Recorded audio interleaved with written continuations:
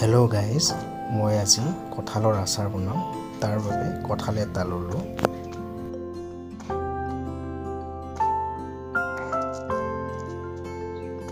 কঁঠালটো কাটি সৰু সৰুকৈ টুকুৰা কৰি ল'ম।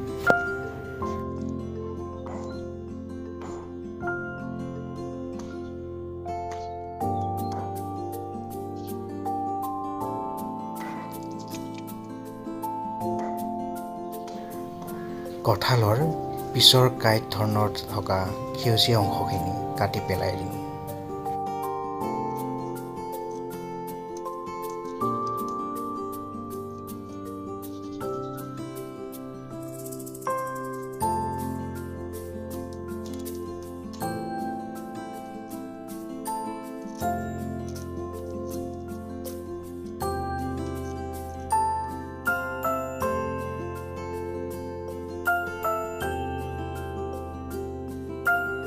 কঁঠালখিনি কাটা হৈ গৈছে। এতিয়া কঁঠালখিনি অলপ ধুই লওঁ, তাৰপিছত বইল কৰি দিম অলপ সময়।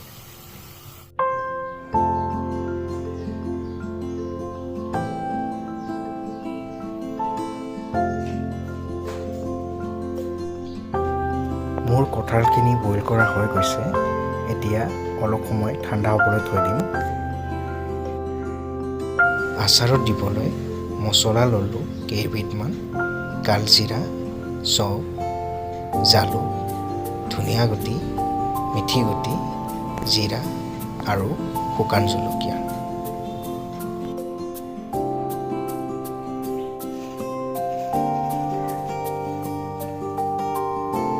শুকান মছলাখিনি তেল নিদিয়াকৈ অলপ সময় গৰম কৰি লওঁ।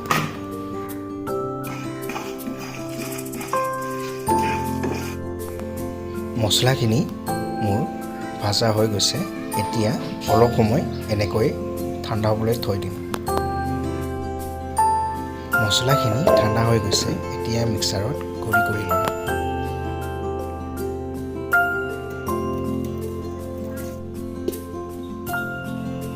শুকান মছলাখিনি গুড়ি কৰা হৈ গ'ল।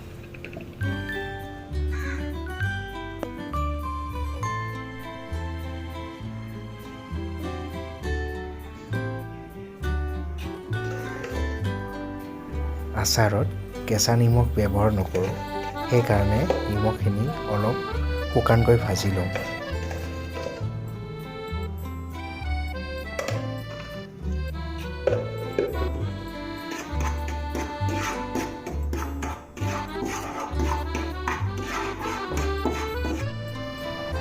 নিমখখিনি ভাজা হৈ গৈছে।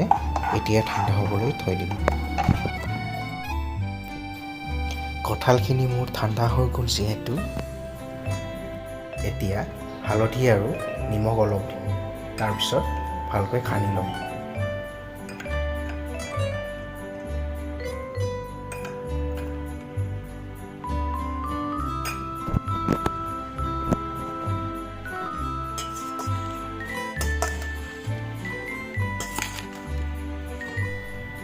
হালধি আৰু নিমখখিনি খানা হৈ গৈছে।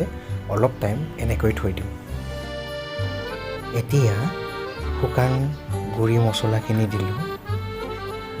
তাৰপিছত ৰং হ'বৰ কাৰণে শুকান জলকীয়া গুড়ি অলপ দিলোঁ। শেষত দিলোঁ শুকান জলকীয়া কেইটামান।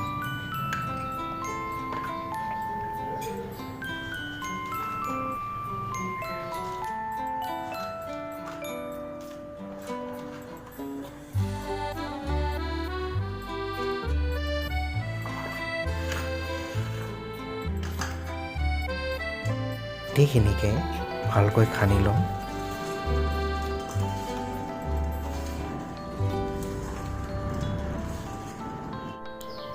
এইবাৰ তেলখিনি অলপ অলপকৈ ঢালি দিম।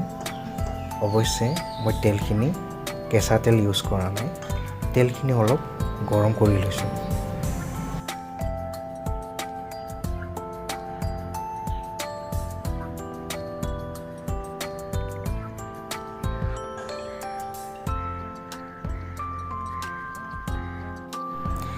তেলখিনি মোৰ দিয়া হৈ গ'ল। এইবাৰ গোটেইখিনিকে ভালকৈ মিক্স কৰি তাতে অলপ ভিনেগাৰ ঢালি দিম।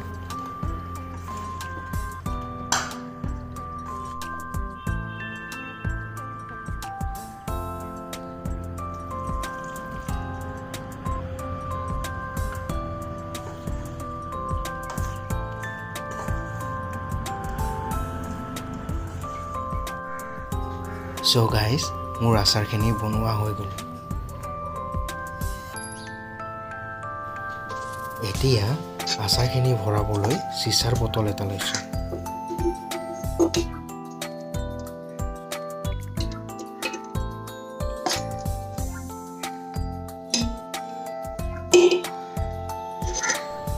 আচাৰখিনি বটলত ভৰোৱা হৈ গ'ল। আপোনালোকেও ঘৰতে এনেকৈ কঁঠালৰ আচাৰ বনাই খাই চাবচোন।